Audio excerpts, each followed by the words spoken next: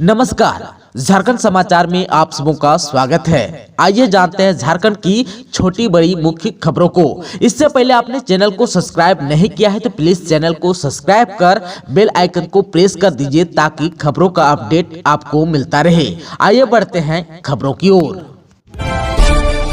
गुरुवार को भी झारखंड में जारी रहा गर्मी का कहर। इस दिन से लगातार हो सकती है बारिश।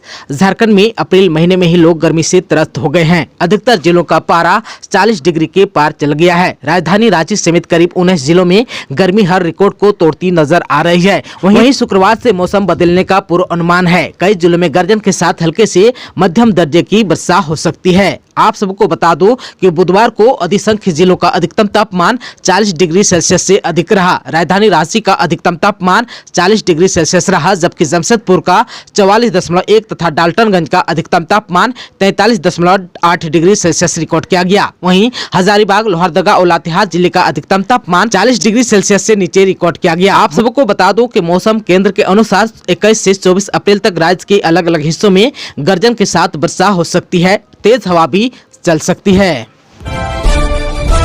झारखंड के 7 विश्वविद्यालय में होगी कुलपति की नियुक्ति। देश भर से मांगा जाएगा आवेदन। राज्यपाल ने सर्च कमेटी का किया गठन।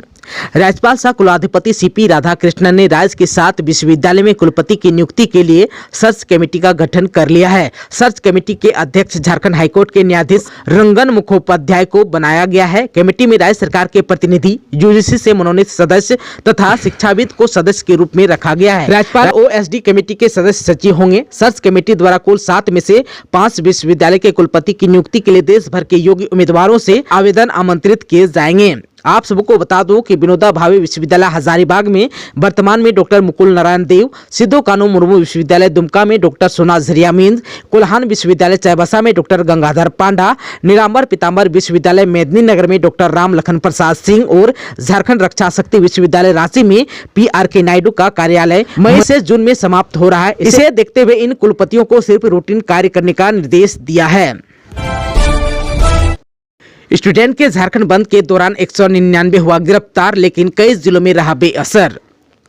नियोजन नीति के खिलाफ झारखंड स्टेट स्टूडेंट यूनियन द्वारा आहूत झारखंड बंद का बुधवार को मिलाजुला असर रहा। रांची सहित अन्य जिलों में आंशिक असर हुआ। बंद के दौरान लंबी दूरी की बसें नहीं चली। दोपहर बाद परिचालन सुगम हुआ। शहरों में जनजीवन सामान्य रहा। पुलिस ने विधि व्यवस्था बनाए रखने के लिए 5 जिले से कुल 199 लोगों को गिरफ्तार किया। बंद समर्थकों को देर शाम रिहा कर दिया गया। रांची जिला से 82, जमशेदपुर से 41, चाईबासा से 19, बोकारो से 13, धनबाद से 9, पाकुड़ से 48 लोगों को गिरफ्तार किया गया। रांची, जमशेदपुर, धनबाद, गिरिडीह, दुमका, चाईबासा सहित कई जिलों के शहरी इलाकों में बंद का कोई खास असर नहीं था। पलामू, गढ़वाल, लातेहार, कोडरमा में बंद बेअसर रहा। राजधानी रांची और रामगढ़ में बंद समर्थकों को रोकने के लिए पुलिस ने हल्का बल का प्रयोग किया। रांची के मोरहाबादी मैदान में पुलिस ने लाठीचार्ज कर आंदोलनकारियों को रोका।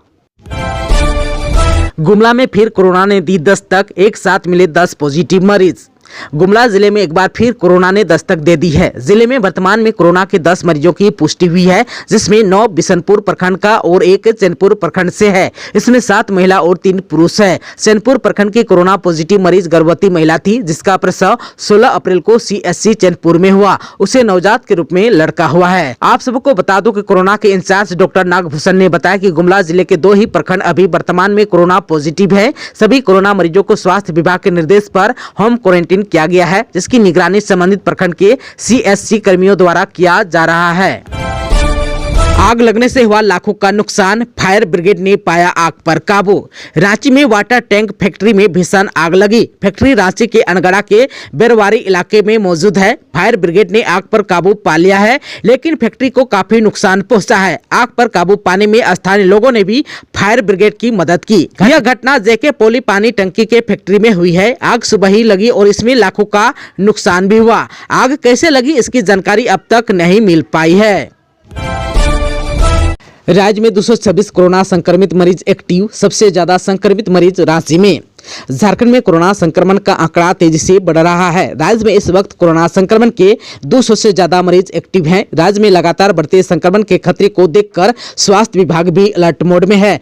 पिछले 24 घंटे में कोरोना संक्रमण के 51 नए मामले सामने आए। सिर्फ रांची में ही 24 घंटे में कोरोना संक्रमण के 14 नए मामले दर्ज किए गए हैं। इन नए आंकड़ों के साथ कोरोना संक्रमण के रांची में संक्रमित मरीजों की संख्या 72 हो गई है। आप सबको बता दूं कि राजधानी रांची में सबसे ज्यादा संक्रमितों की संख्या है। संक्रमण का बढ़ता ग्राफ एक नए खतरे की तरफ संकेत भी कर रहा है। पिछले 24 घंटे में धनबाद और देवघर में 17 नए मामले दर्ज किए हैं। धनबाद में 8 नए संक्रमितों का पता चला, जबकि देवघर में 9 नए संक्रमित मिले। रांची के साथ इन राज्यों में भी संक्रमण का ग्राफ बढ़ता जा रहा है। इसके साथ रांची के बाद पूर्वी सिंहभूम में सबसे ज्यादा संक्रमित मरीजों की संख्या है। यहाँ संक्रमित मरीजों का आंकड़ा 46 पहुँच गया है। आप सबको बता दूं कि राज्य में कुल संक्रमितों की संख्या 226 है। पिछले 24 घंटे में 51 नए संक्रमितों का पता चला है। 13 लोगों ने कोरोना को मात भी दी है और राज्य में पिछले 24 घंटे में कोरोना संक्रमण से किसी की मौत नहीं हुई है। अगर पिछले 7 दिनों के रिकवरी रेट के प्रतिशत पर नजर डालें तो झारखंड में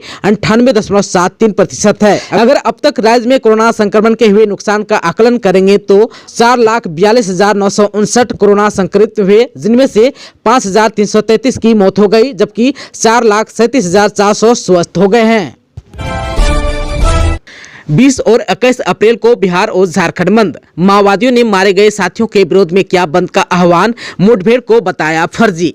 भाकपा माओवादी संगठन ने 20 और 21 अप्रैल को झारखंड और बिहार बंद का आह्वान किया है। माओवादियों ने प्रेस रिलीज जारी कर बंद का ऐलान किया है। भाकपा माओवादी प्रवक्ता प्रतीक की तरफ से जारी रिलीज में कहा गया है कि 3 अप्रैल को पलामू चतरा बॉर्डर पर मुठभेड़ के विरोध में यह बंद बुलाया गया है। माओवादियों ने कहा कि उनके मारे जाने से हम कमजोर हुए हैं। माओवादियों की तरफ से जारी की गई प्रेस रिलीज में आगे कहा गया है कि माओवादियों का सफाया करने के उद्देश्य से भारी संख्या में सुरक्षा बलों को तैनात किया गया है। कई ग्रामीण इलाकों को पुलिस छावनी में भी बदल दिया गया है। ग्रामीणों पर अत्याचार किया जा रहा है। माओवादियों ने पुलिस की मुठभेड़ पर सवाल खड़ा करते हुए कहा कि पुलिस ने मुठभेड़ के बाद दावा किया था कि माओवादियों के पास अत्याधुनिक हथियार थे, फिर भी यह कैसे संभव है कि इस मुठभेड़ में किसी पुलिस वाले को खरोच तक नहीं आई। माओवादियों ने आगे कहा कि हमारे भीतर ही पुलिस के खबरी मौजूद है, जिसकी वजह से हमारे साथी चुन चुनकर मारे जा रहे हैं। इस फर्जी मुठभेड़ के खिलाफ 20 और 21 अप्रैल को 48 घंटे का झारखंड बिहार बंद का ऐलान करते हैं। आप सबको बता दूं कि आपात सुविधाओं को इससे अलग रखा गया है। राज्यपाल से ओबीसी आरक्षण विधेयक वापस आने के बाद कानूनी सलाह ले रहे हैं हेमंत सोरेन। हेमंत सरकार राजभवन की तरफ से वापस किए गए ओबीसी आरक्षण विधेयक पर कानूनी सलाह ले रहे हैं। राज्यपाल सीपी राधाकृष्णन ने झारखंड विधानसभा से पारित झारखंड आरक्षण संशोधन अधिनियम 2022 को राज्य सरकार को वापस कर दिया था। अब सरकार इस पर विचार कर रही है कि आगे क्या करना है। राज्यपाल ने इसे वापस करते हुए कानून अटॉर्नी जनरल की समीक्षा का सुझाव दिया। सरकार इस पर विचार कर रही है। राज्यपाल ने अटॉर्नी जनरल से विचार विमर्श के बाद ही राज्यपाल ने इसे वापस लौटाया है। साथ ही सरकार को इस पर कानूनी तथ्य समझने का सुझाव दिया। सरकार ने इस विधेयक में झारखंड ओबीसी आरक्षण की सीमा 14 से बढ़ाकर 27% करने का प्रस्ताव रखा था। इसके साथ ही एसटी आरक्षण 26 से बढ़ाकर 28% और एससी का आरक्षण 10% से बढ़ाकर 12% करने का फैसला लिया था। सूत्रों की माने तो राज्यपाल रमेश बैस ने भी इस विधेयक को अटॉर्नी जनरल के पास भेजा था। अटॉर्नी जनरल ने इस विधेयक की समीक्षा करते हुए कहा था कि इसके कई प्रावधान सुप्रीम कोर्ट के दिए गए फैसलों से नहीं मिलते हैं। अटॉर्नी जनरल की सलाह पर ही राज्यपाल सीपी राधाकृष्णन ने इसे सरकार को वापस भेजा है।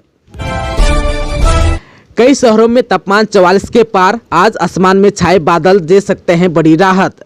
झारखंड के कई शहरों में पारा अब 44 डिग्री के आंकड़े को भी पार करने को बेताब है। तो दूसरी तरफ आज जो है शाम को बादलों का घेरा राज्य के लोगों को बड़ी राहत दे सकता है। लगातार बढ़ती गर्मी और तेज धूप ने लोगों के जनजीवन को प्रभावित किया है। तो आज और कल आसमान में छाए बादल हल्की ठंडक का एहसास भी कराएंगे। संथाल और कोल्हान प्रमंडल में भयंकर गर्मी की वजह से लू चलने लगी है। वहीं सोमवार को गोड्डा और जमशेदपुर का तापमान 44 डिग्री के आंकड़े को पार करने के लिए बेताब है। जमशेदपुर का पारा 44.1 तक पहुंचा है। वहीं दूसरी तरफ गोड्डा के तापमान में मामूली कमी दर्ज की गई है, 44.7 डिग्री दर्ज किया गया है। राजधानी रांची का अधिकतम तापमान 40 डिग्री रहा, जबकि 24 घंटे में यह 0.2 डिग्री कम है। वहीं राज्य के दूसरे जगहों के तापमान की बात करें तो सोमवार को मेदिनीनगर, पाकुड़, देवघर का तापमान 43 डिग्री पार चल रहा है। मेदिनीनगर में 43.8 डिग्री रहा। गढ़वा, गिरिडीह, साहिबगंज, बोकारो, सिमडेगा, पश्चिमी सिंहभूम में तापमान 41 से 42 डिग्री तापमान दर्ज किया गया है। रांची का अधिकतम तापमान 40 डिग्री रहा, जबकि न्यूनतम 24.9 डिग्री दर्ज किया गया। मौसम विभाग के अनुसार राजस्थान की गर्म जलवायु होकर आ रही पश्चिमी हवा के कारण हीट वेव जैसी स्थिति झारखंड में बनी है। दोस्तों, अभी तक आपने चैनल को सब्सक्राइब नहीं किया है तो प्लीज चैनल को सब्सक्राइब कर बेल आइकन को प्रेस कर दीजिएगा, ताकि खबरों का अपडेट आपको मिलता रहेगा। इसके साथ ही आज के खबरों में बस इतना ही। हमें दीजिए इजाजत। नमस्कार।